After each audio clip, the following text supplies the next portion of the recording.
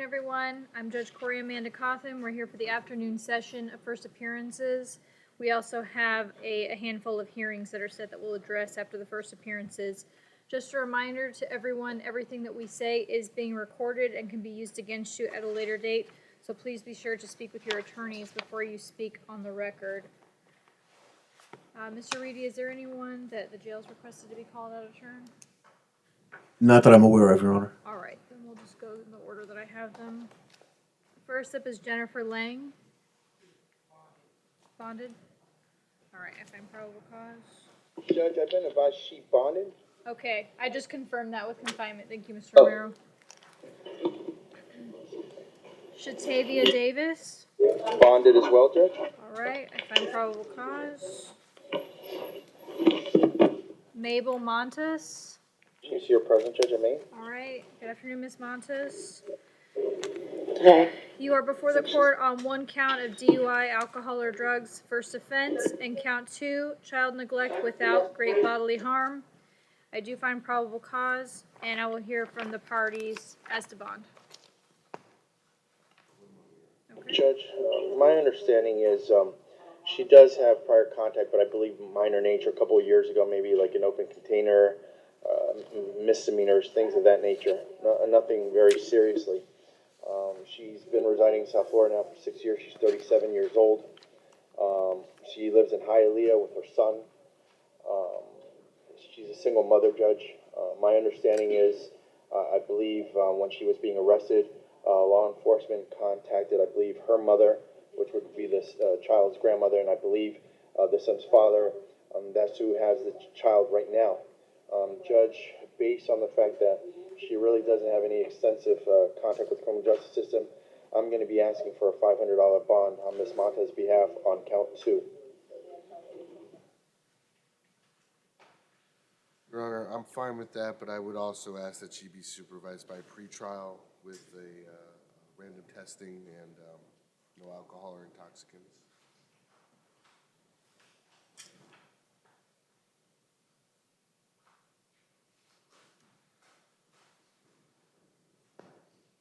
Judge, in speaking with Ms. Montes as far as the state request with pretrial and random testing as far as for alcohol, at this time, we have no objection on that. All right, then based on everything that's been presented, count 1 will remain at a $500 bond. Count 2, a $500 bond will be placed. If she does bond out, then she will be supervised by pretrial and subjected to random testing. And Ms. Montes, since she will be subjected to random testing, that means no alcohol, no intoxicants during this time. Do you understand that?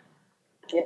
All right, thank you. Your Honor, and if I may, just for record purposes, just noting, Yes. normally in these situations, Ms. Montes would have been charged with DUI with someone under the age of 18, which would have had a $1,000 bond, and that's why I had no objection to the $500 bond. All right, thank you.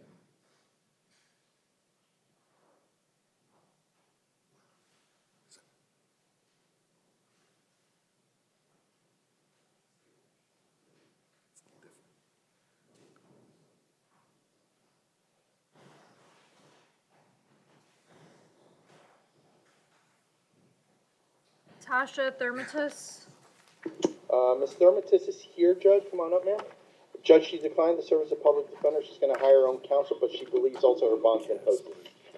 Can we confirm whether Ms. Thermatis' bond has been posted? In the meantime, Ms. Thermatis, good afternoon. Good afternoon. You do understand that you are entitled to have an attorney represent you for this hearing? Yes. Okay, and you are declining the services of the public defender at this time? Yes. Okay. All right, Ms. Thermatis, you're before the court on count 1, grand theft auto.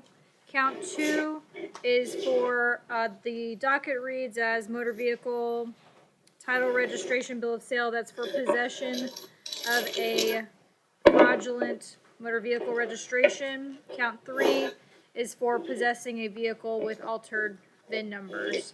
I do find probable cause, and okay, and confinement has told me that your bond has not been posted yet, Ms. Thermatis, so I'm going to hear from the state first as the bond if they would like to make argument. No, Your Honor. Okay. All right. At this time, I'm going to leave the standard bonds in place. All right, thank you, Ms. Thurtis. Okay. Andrea Kingsbury, North Broward. thank you. All right, good afternoon, Ms. Kingsbury. Good afternoon.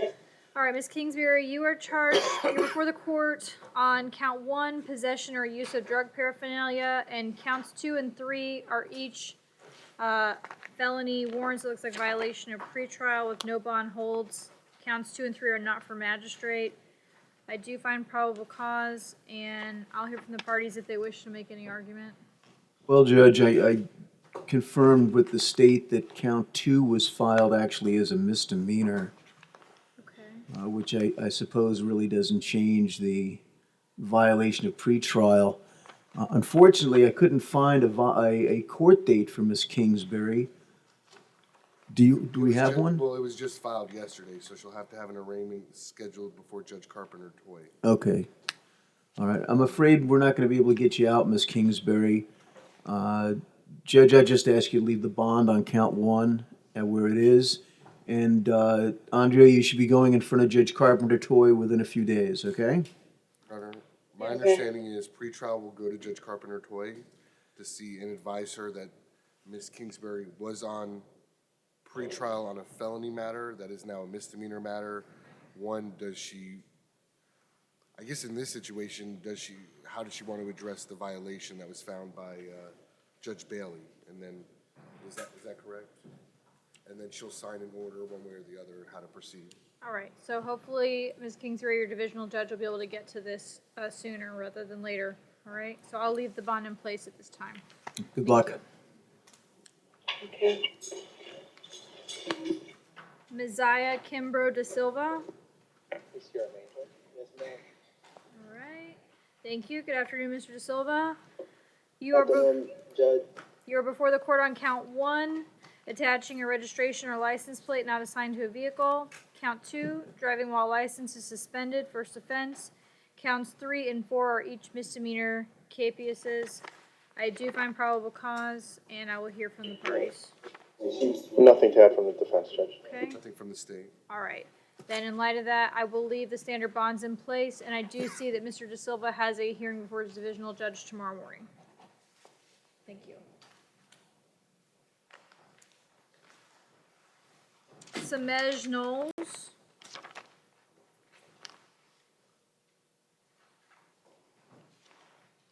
He's here, President Judge Maine. All right, good afternoon, Mr. Knowles. You're before the court on 1 count of trespassing on a property, not a structure or conveyance. I find probable cause, and if the parties wish to make any argument, then I will hear from them. Judge, in speaking Mr. Knowles, he wishes to resolve this matter. Now, in speaking Mr. Knowles, from what I believe, he's been trespassed from this location before. My understanding, I believe it's a United States Post Office or UPS, which is open 24 hours. He took advantage to go back there yesterday because it was really cold out. He needed someplace warm. He knows it's open, so he just went there to sleep and keep warm. I know he's been there before, but because of those circumstances, I'm asking the court if the court will consider time serving him on this offense. He knows not to go back, but he just said it was really cold last night. Your Honor, respectfully, and I know it was cold last night, but it's more than that. Mr. Romero wasn't here last week. Mr. Knowles appeared before Judge Powell last Tuesday. In that case, he was arrested for trespassing at the same post office where he was sleeping on a table. And Judge Powell was very clear with him. He cannot go back to that post office. As you can see on the last page, he's been warned 4 previous times prior to the most recent 2 arrests. And additionally, if it's this post office isn't the only issue, Your Honor. Mr. Knowles has been arrested December 24th, December 3rd, November 23rd, October 26th, October 17th, September 17th, August 23rd, July 27th, July 19th, July 16th, April 27th, April 25th, January 23rd, and those were his arrests last year. Your Honor, he's been given time served over and over and over again. The Judge Powell told him all throughout 2019 he can't go back to these areas. He says he understands, and he just keeps going back. States offers adjudication in 5 days, county jail. Are those priors all for trespassing? Yes. All right. In light of everything that has been said, I'm, even given the offer that's been extended from the state, I'm not going to take a plea at this time. You know, it's not that I'm not sympathetic to the cold nights that we have here sometimes in South Florida, but we do have resources that are available in places that individuals such as Mr. Knowles can go to take refuge in times like that. And in this case, it looks like he's had plenty of fair warning and knowledge that he is not allowed to either exhibit that type of behavior or to go back to this specific location. So at this time, I'm going to leave the bond in place. Judge, I understand the court's not comfortable at this time resolving the matter, but $25 for Mr. Knowles is going to be impossible. He's not going to be able to afford a bond. He was sleeping and it was cold out. That's what he's here for. I'm asking at this time if the court would consider an ROR on Mr. Knowles' behalf so then he can come back to court and, I guess, have his day in court regarding this incident. I appreciate the issues, Mr. Romero, but I'm going to deny that request and leave the bond in place. Thank you. Marcus Jordan. Mr. Jordan, come on up. He's approaching, Judge. Thank you.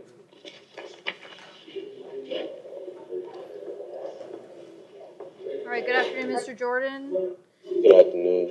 You're before the court on 2 counts. Each of them are misdemeanor capiouses. I do find probable cause. And I'll hear from the parties should they wish to be heard. I'm going to be asking the court to consider an ROR on Mr. Jordan's behalf. Judge, my understanding is he was going through a lot. He was homeless. He wasn't having any sort of contact with his family. He was basically out on his own.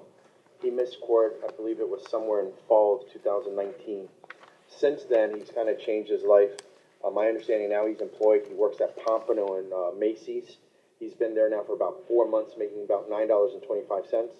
Him and his sister have gotten back together. Now his sister is allowing him to stay at her place, where he's residing with her at Deerfield Beach at an apartment where she's helping him out while he gets back on his feet. My understanding is he wanted to clear everything up. He actually self-surrendered, came here, or I believe to the police station, and surrendered himself and turned himself on these outstanding warrants. He's 21 years old. He's been here his whole life. He's going to come to court. He has good things going for him. He's asking if the court would take a chance and consider an ROR on this misdemeanor cannabis and misdemeanor trespass. Brother, I'm fine with that. Where is he residing? In Deerfield Beach with his sister. They can't send a court notice to Deerfield Beach, Marquise Jordan's sister's house. Is there an address? What's the address? Let the state 672 Siesta Key Circle, apartment 2327, Deerfield Beach, 333441. What's the apartment? Apartment 2327. Deerfield?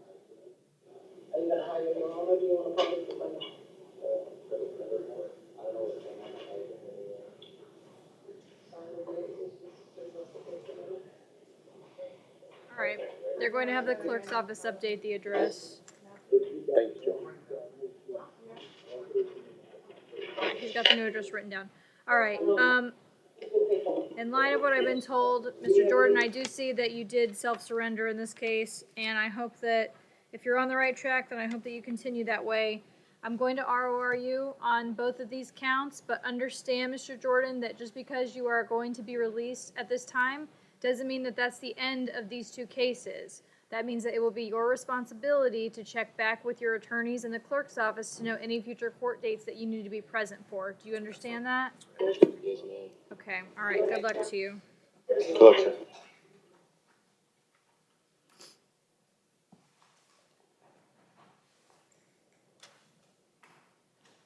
John Graziano.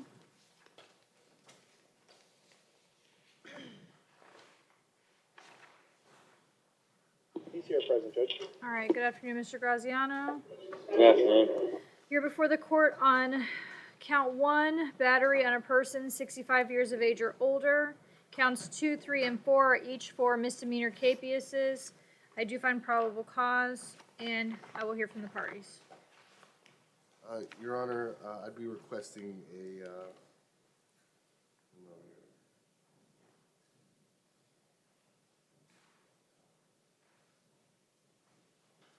$2,500 bond, no victim contact.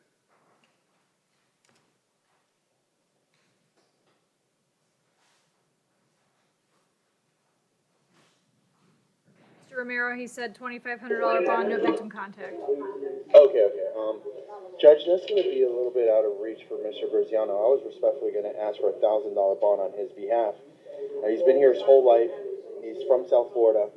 He's self-employed. He's a mechanic. He works on cars. He said business has been slow. The only person that's going to be able to help post his bond is his girlfriend, who works at Lowe's. She may have $100 the premium using the services of a bondsman. Now, my understanding, I haven't had an opportunity to review the PC affidavit. Mr. Graziano was the person that contacted law enforcement. And my understanding is the alleged victim, which is his mother, which he knows he's not going to have any contact, didn't want to prosecute and was probably telling law enforcement that she didn't want to go forward on this case. But having said that, he'll still be abiding by the no contact order. He knows that he's going to have to live separate and apart from his mother until another court lifts that no contact order. But right now, his financial resources are limited. My understanding is he's never had any sort of prior arrest similar to this as far as a violent nature. So that's why we're asking for $1,000 bond on Mr. Graziano's behalf and a photo order as well. Does he have any priors, Jake? Your Honor, I'll check, but I would note that I wouldn't say that there is no connection at all between his pending municipal ordinance cases in this case. According to the report, according to his mother, it's just started because he was drunk and being loud. He's out on three separate, or one case with 3 counts of drug-related priors. I'm checking to see if there's any history.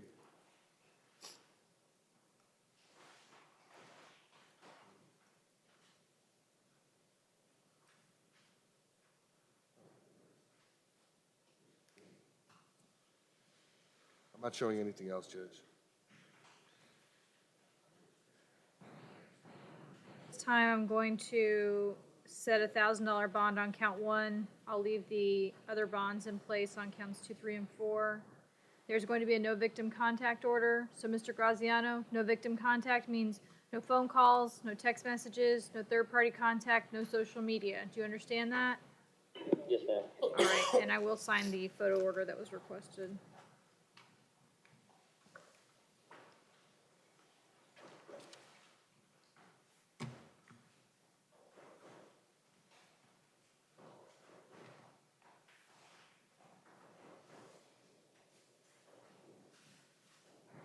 It's gonna take a brief recess and then I'll come right back. Give me 1 moment.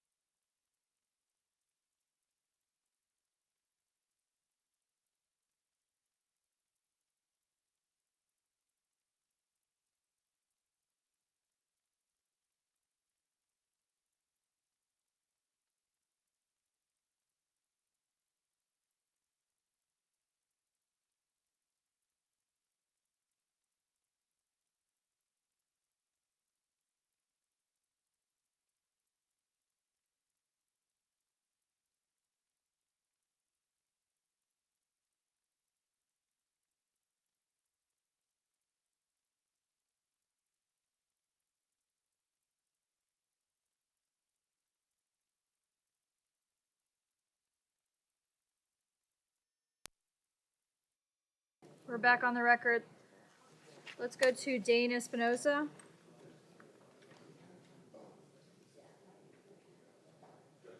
Judge, Mr. Espinosa is here. He advises, I believe he has private counsel. Okay, before I speak to Mr. Espinoza, I do have an interpreter here. Do we have cases that require, I assume that we do, since he was requested. Oh, this is Mr. Espinosa is the one that needs you? Okay, all right, thank you. Okay, so since I have Mr. Espinosa here, we'll do him. All right, good afternoon, Mr. Espinosa. So Mr. Romero tells me that you have private counsel on this? I do have a lawyer on this case. It's for this specific case? No, I believe his attorney came in this morning. Okay. I spoke to him. Yeah. I didn't see him on the docket this morning, so I didn't know that they were going to be bringing him through because he has the felony capias, but or VOP, whichever. I told him he's going to be in front of his judge tomorrow. Okay. I believe Judge Lynch is. And I All right. advised his attorney that his attorney will be there in front of the assigned judge. Okay, all right, so Mr. Espinosa, you have two capiases in this case, and there's one civil writ. What the state is telling me is that your attorney was here this morning. They are aware you have a hearing before your divisional judge tomorrow morning. So right now you have a no bond hold on the felony capias, so you'll address that with your division judge tomorrow morning. All right? I find probable cause for those charges. Okay, thank you. All right, thank you.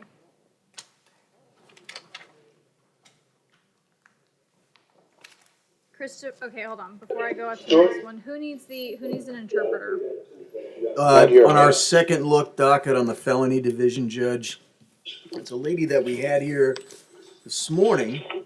And they put her, Valdez Carballo. yes, thank you, Eric. Yeah, she's at Paul Ryan. All right. Okay, Ms. Carballo. Let me bring the interpreter. Okay, thank you. Judge. Good afternoon. Will you raise your right hand for me? Do you swear or affirm to interpret from Spanish to English and English to Spanish to the best of your ability? I do. For the record, Moisés Hernández. All right, thank you. Okay, good afternoon, Ms. Carballo. Buenas tardes, señora Carballo. We are, Good afternoon. we are here on a second encontramos look aquí. hearing. En una segunda lectura de cargo, un segundo cargo. Ms. Valdez La señora Carballo, Valdés Carballo, since this was set for a desde que, second look, ya que esto se señaló para una segunda audiencia, has had an immigration hold and a ella marshal hold tiene placed on her. una orden de retención del Departamento de Inmigración y de los alguaciles federales. She's being held no bond on both of those, La tienen detenida sin fianza bajo ambas órdenes. and it would seem that those holds have rendered this hearing moot. Y eso ha hecho que esta audiencia sea académica y fútil. Okay. Ms. Carballo, Señora Carballo, what the state has lo told que la me Fiscalía me ha dicho is that since the initial es que charges, a partir de los cargos iniciales an immigration hold and a marshal hold se impartió una orden para detenerla del Departamento de Inmigración y de los alguaciles federales. have been placed on you, which each have no bond holds. Y cada uno es una orden que no le concede fianza. Since that is the case, I'm going to Ya que ese es el leave caso, the bond in place on voy a count dejar- one. Voy a dejar la fianza en el cargo estatal en su lugar. And once that case has been issued or has been dealt with, then you'll have to go before an immigration judge. Y una vez hayamos atendido ese caso, pues se tendrá que presentar usted ante un juez de inmigración. All right.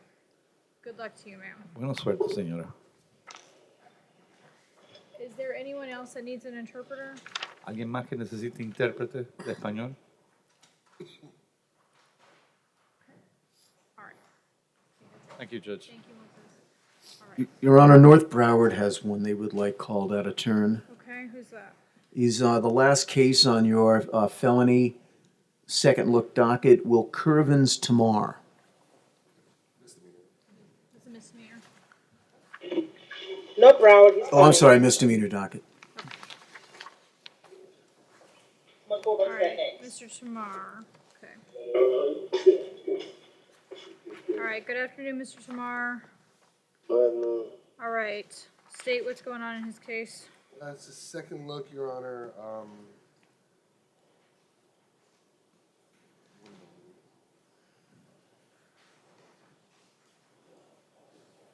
Might have refused the public defender the first time through. If he wants to resolve the case, the offer would be adjudication and time served, Your Honor. Mr. Reedy, is your office representing him? No, Your Honor. We did send an interviewer out to speak with him earlier. Oh, I guess it was actually yesterday, or today, actually. And we don't have a report back yet as to whether Mr. Tamar signed up with our office. So at this point, I really don't know if we represent him. I do know that we have represented him in the past. Okay. All right. So, Mr. Tamar, what the state attorney has told me is that if you would like to resolve the case today, their offer to you would be an adjudication time served. Do you want to resolve it today? What's adjudication mean? What that mean? Well, Mr. Tamar, I'm not going to give you any legal advice or go into that with you. If you need to ask any questions about it, then I'm just going to leave the bond in place and I'll let you have some time to speak with your attorneys. I would prefer to do it that way so that I know that you understand everything, all right? So what can I pay my bond? Your bond is $25. What can I pay? What can I pay? What can I pay? I believe they have that information for you at the jail. Yes. So Abundance of caution, would the court be inclined to transfer this case to Judge Leonard Wren? I think that would probably be best for Yeah, I now. think so, Judge. And reviewing his history, I'd have to agree with that. I'll text her right. I'll let her Jay know right now. Okay, all right. So, Mr. Tamar, the bond's going to remain in place. Good luck. can I pay? Can I pay tonight? Can I pay right now? You'll have to address that with the division judge, okay? Where is that? Where is that? You're gonna find out soon. Your attorneys will be in touch with you. Thank you. All right. So I'll sign an order transferring that to Judge Lerner. Honestly, I couldn't understand a thing he said when I was talking to him. I know, that's all right. Well, that's why we have a mental health division. Okay. All right, so let me go back over to Maine to Christopher Stewart. Yes. Okay, all right. Good afternoon, Mr. Stewart. Good afternoon. All right, you're before the court on counts 1, 2, and 3 are each for felony capias. Each of those 3 counts have no bond holds and are not for magistrate. Counts 4, 5, and 6 are each traffic capiases. I find probable cause, and I'm not sure if the parties wish to make argument, but I will hear from them if they do. Nothing from the defense team. All right, so everything will stay in place, and Mr. Stewart, you're going to have a hearing before your division judge tomorrow morning. Francis Taylor, He's approaching, Judge. thank you.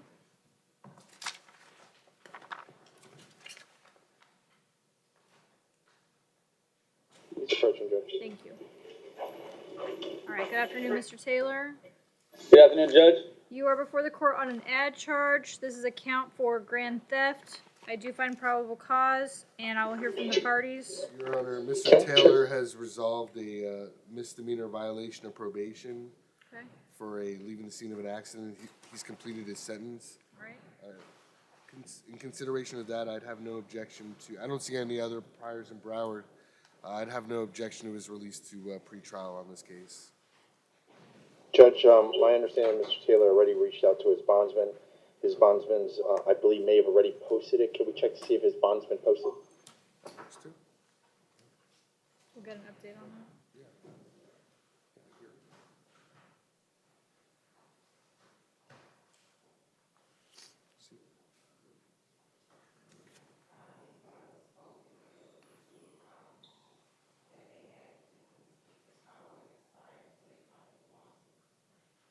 Okay, so it looks like the bond was posted, but there was some sort of an issue, so they've reached out to the bondsman to verify whatever. I'm not sure. What is the issue?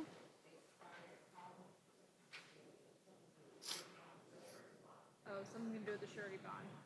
All right, so they're waiting to hear back from the bondsman to take care of that issue. Okay? No So, problem. all right, so in light of that, I'm going to leave the bond in place. All right. Okay, so on the second look docket, we only have, let's see. I've got one more on the misdemeanor docket, Keith Caesar. Where's Mr. Caesar? Good afternoon. Which facility is he at? Judge, I I have a gentleman here, Michael Lowe. I believe I'm in status. Yes, Mr. Romero, thank you. Just one moment on Mr. Lowe. I understand. We'll address it in just a moment, okay? Okay, thank you. Thank you very much. All right, can someone tell me where Keith Caesar is? I'm checking right now. Oh, there you go. Thank you. All right, good afternoon, Mr. Caesar. How you doing? I'm good, I'm good. All right, state what's going on with Mr. Caesar's case. Your Honor, he's in on a DUI. You may recall that you raised his bond after the state's request to $2,000 plus pretrial. Your Honor, I think it should, if I could have one moment.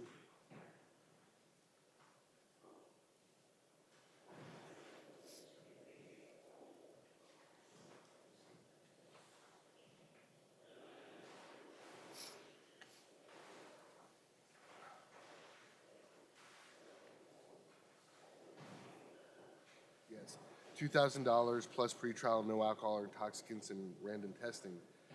The reason, Your Honor, being that 10 days before this arrest, Mr. Caesar was arrested for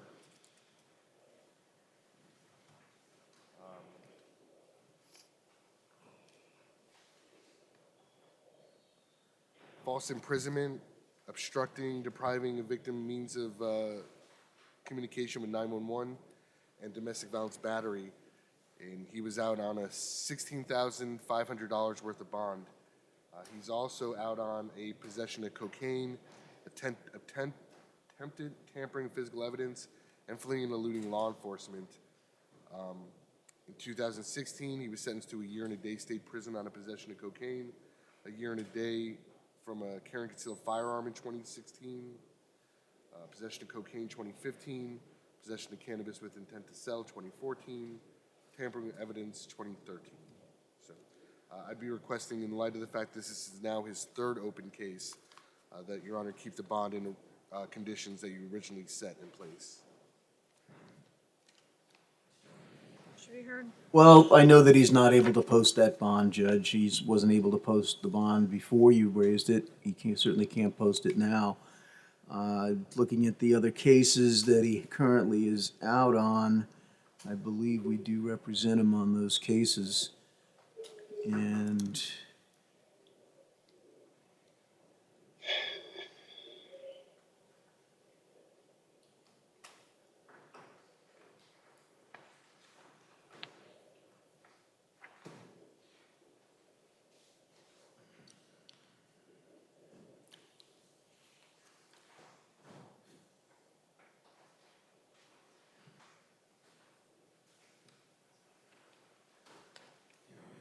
let me just take a quick look here, Judge.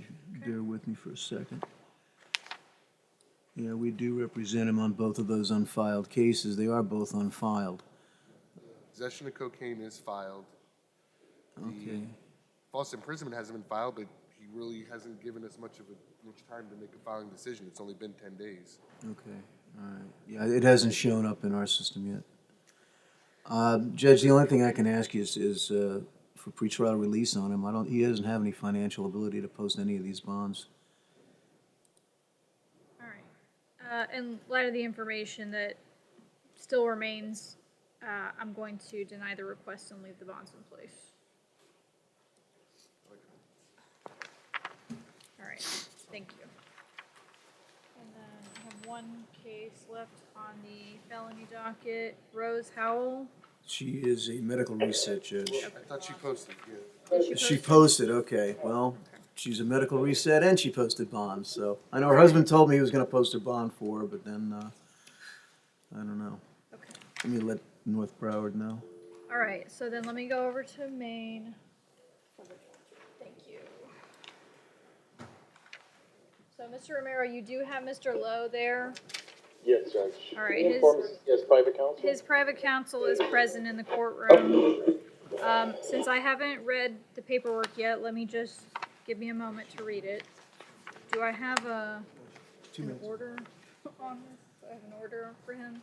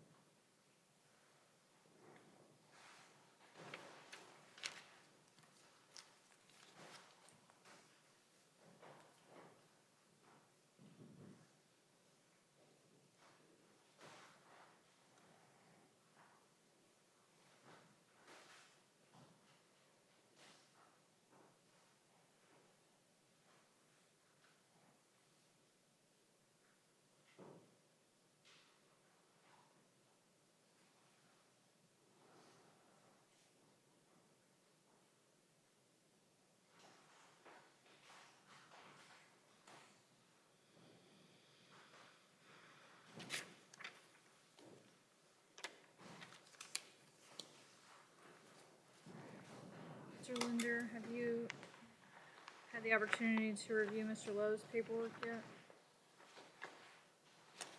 Yes, Your Honor, I was provided a copy. I'm just running him in the system right now. All right.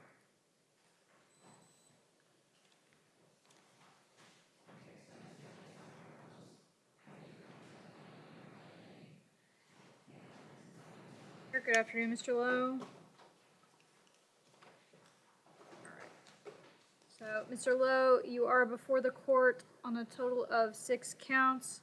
Count 1 is for neglect of a child without great bodily harm. Count 2 is for carrying a concealed firearm.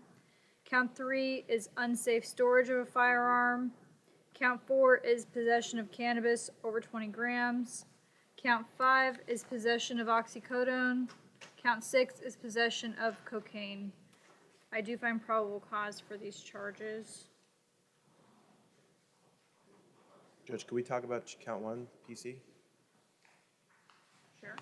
I took a brief look at the police report, and he's currently charged under statute 82703. I took a quick look at that, and it relates to culpable negligence, which is obviously extreme recklessness. I'm just having a hard time understanding if there was another adult in the room, which was his wife, with the child, supervising the child. It's not as if the child was alone in the room with the firearm. So I don't see how that could be culpably negligent when there's a supervising parent over the age of 21 that's in the room. Your Honor, I think the environment in total is what is cause for concern and is a potential risk to the child's welfare and not just the guns, Your Honor, but the different types of drugs that were in his possession that were found in the room, Your Honor. I would note, one moment,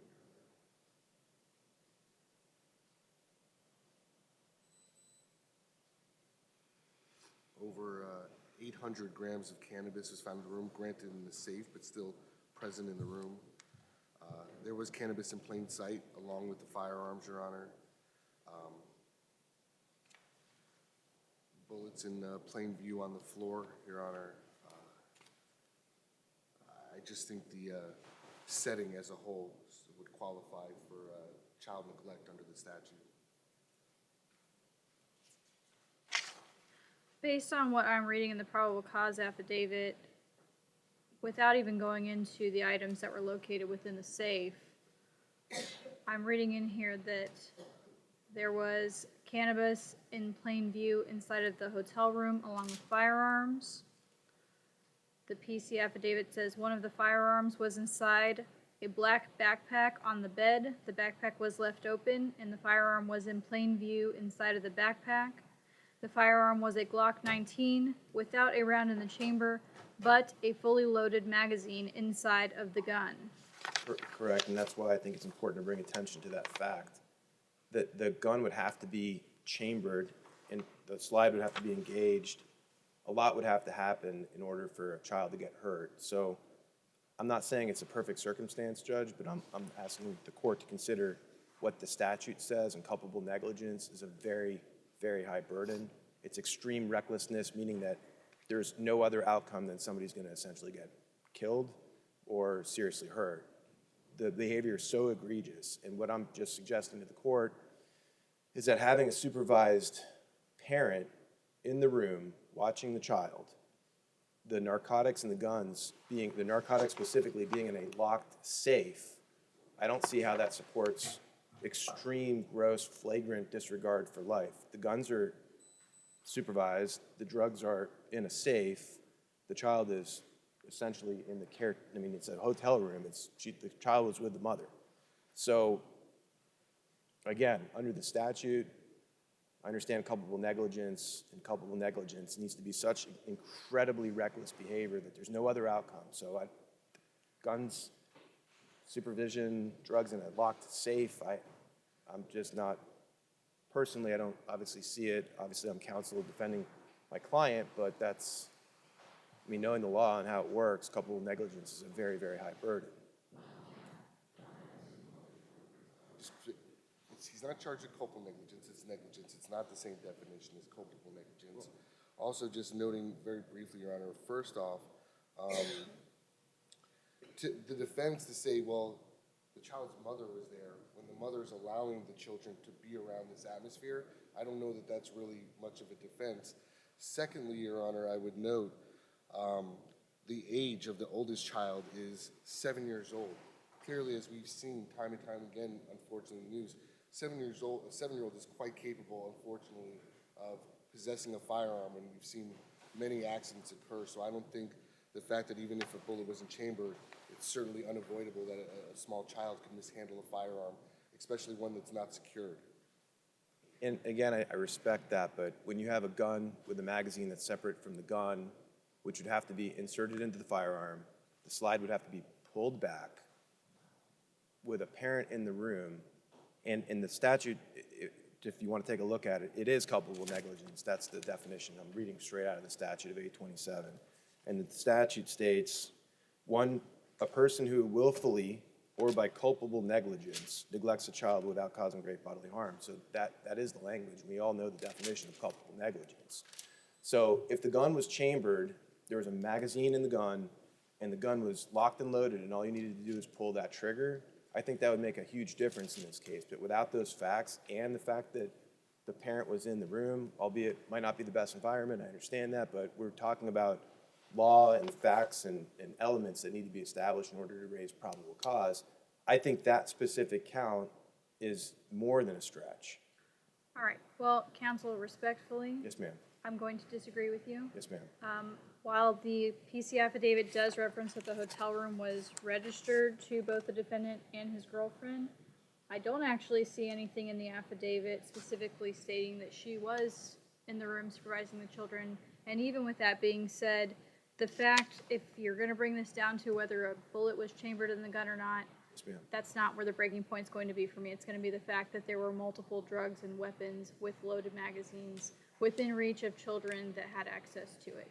So understand, Judge. respectfully, for the purposes of today's Yes, hearing, I'm going to find probable cause. So now I will hear from the parties as to bond. Sure, Judge. Your Honor, as far as history, Mr. Lowe has a 2013 fleeing and eluding law enforcement, a 2013 felony possession of cannabis. At this point in time, based on the totality of the circumstances, I'm going to request a $10,000 bond on count 1, no victim contact with either of the minor children listed, and in order that he not be in possession of any firearms, weapons, or ammunition until further order of the court. Judge, under the circumstances and having spoken to the wife, there is very limited resources for him to go. In other words, they don't have a lot of money to post any kind of bond. $10,000 is going to be unreachable for them. Mr. Lowe is, I believe, born and raised in Broward County. He's been here, I think, if not his whole life, all of his life. I know for a fact, at least high school. How long have you been here? It's pressed on me.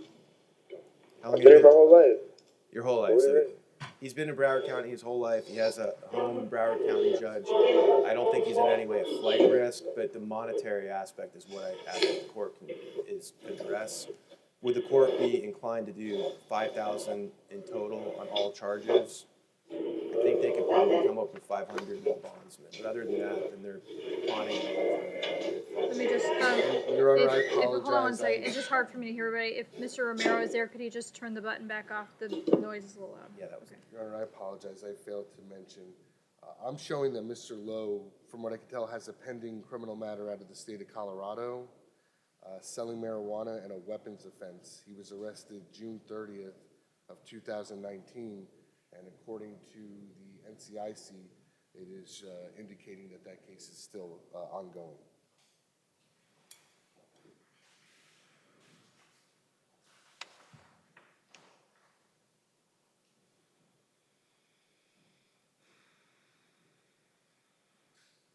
Based on all the information that's been provided at today's hearing, on count 1, I'm going to impose a $5,000 bond.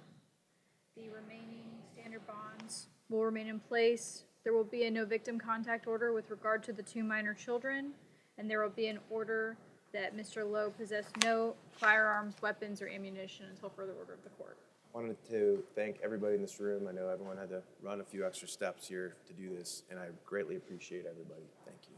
Mr. Lowe, very lucky to have such a persistent attorney. Thank you, Judge. All right. Thank you. All right, and I believe that concludes the docket for this afternoon, so I'll see everyone again tomorrow morning.